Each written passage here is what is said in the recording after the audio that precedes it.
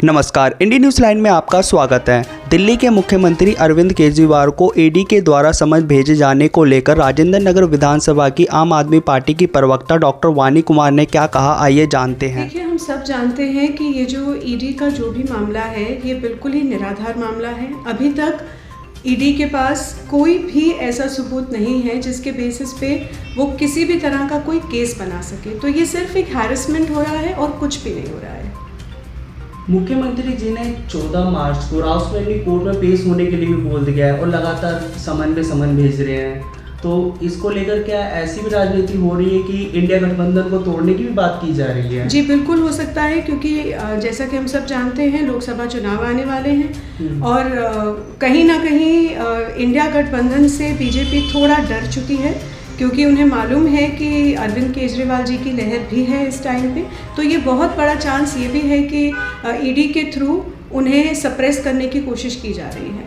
Ma'am, जैसा कि India गठबंधन में जो कांग्रेस ने 3 सीट और आम आदमी पार्टी की 4 सीटें हो गई है, तो इसको लेकर आपका क्या कहना है कि आने वाले चुनाव में, लोकसभा चुनाव में इंडिया गठबंधन पूर्ण बहुमत से आएगी? देखिए, ये एक बहुत ही क्लेवर मूव है। ये एक बहुत ही समझदारी का कदम है जो आम आदमी पार्टी ने और कांग्रेस ने मिलकर उठाया है, और हम सब ये उम्मीद करते हैं कि इस कदम से 7 में से 7 सीट आने की गुंजाइश हो सकती है।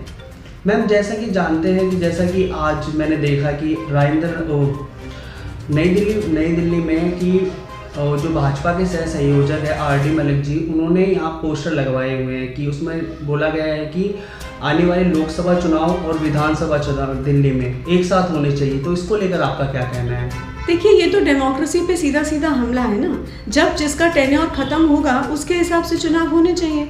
लोकसभा चुनाव और विधानसभा चुनाव एक साथ करने से होगा क्या? ये तो आप सीधा सीधा डेमोक्रेसी पे हमला कर रहे हैं। फिर आप इंडिया को एक डेमोक्रेटिक कंट्री कैसे बुलाना चाहते हैं?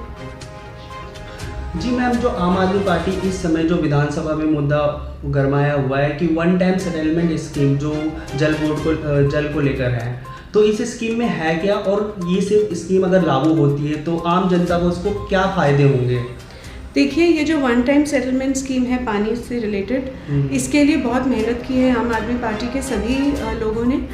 इसमें सीधी सी एक बात है कि बहुत लोगों के बहुत ही उल्टे सीधे बिल आए हैं। किसी का 2 लाख, किसी का 2.5 लाख, किसी का 50,000, और ये बिल निराधार बिल हैं। ये वो बिल हैं जिनमें एक्चुअल किसी के भी घर पर जाकर या किसी भी साइट पर जाकर रीडिंग नहीं ली गई है। सिर्फ एक रैंडम कहीं से भी एक फिगर उठाकर उनकी रीडिंग में डालकर और वो बिल जनरेट कर दिए गए हैं।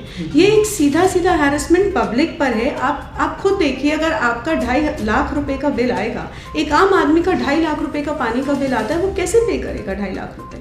तो उसके under one time settlement policy में सिर्फ यही है कि एक कॉमन रीडिंग ले ली जाएगी, जो भी एक एवरेज रीडिंग है, कॉमन रीडिंग ले ली जाएगी, जिसके बेसिस पे पानी का बिल दोबारा से जनरेट किया जाएगा ताकि लोग पे करने की पोजीशन में आए। अभी तो हालत ये है कि लोग सदमे में चले गए हैं कि हमारा पानी का बिल इतना आ कैसे सकता है।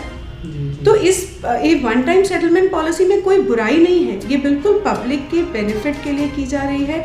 जैसे कि आम आदमी पार्टी और अरविंद केजरीवाल जी ज़्यादातर स्कीम, ज़्यादातर काम जनता के लिए करते हैं, आम पब्लिक के लिए करते हैं ताकि उनका फ़ायदा हो। इससे भी उन्हीं का फ़ायदा है। मुझे नहीं पता कि इसमें इतनी बड़ी रुकावट क्यों डाली जा रही है।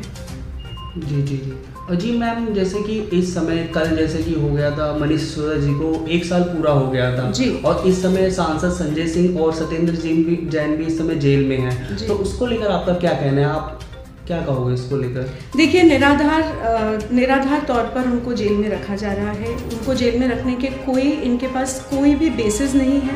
बस कुछ पॉलिसीज़ बना दी हैं, कुछ रूल्स एंड रेगुलेशंस बना दिए हैं जिनके बेसिस पे उनको ना तो बेल मिल पा रही है और ना वो जेल से बाहर आ पा रहे हैं। बिल्कुल निराधार है, सरासर हैरेसमेंट है। इन्हें ये लग रहा था कि आम आदमी पार्टी के 3 बड़े नेताओं को जेल में भेज के शायद ही आम आदमी पार्टी के कार्यकर्ताओं का, अरविंद जी का, बाकी सब नेताओं का मनोबल तोड़ सकते हैं, पर ऐसा कुछ नहीं हुआ। उल्टा इससे हम लोग, जितने भी हम कार्यकर्ता हैं, हम और मोटिवेट हो चुके हैं और हम और ज़्यादा सशक्त रूप से अब लड़ने के लिए तैयार हैं।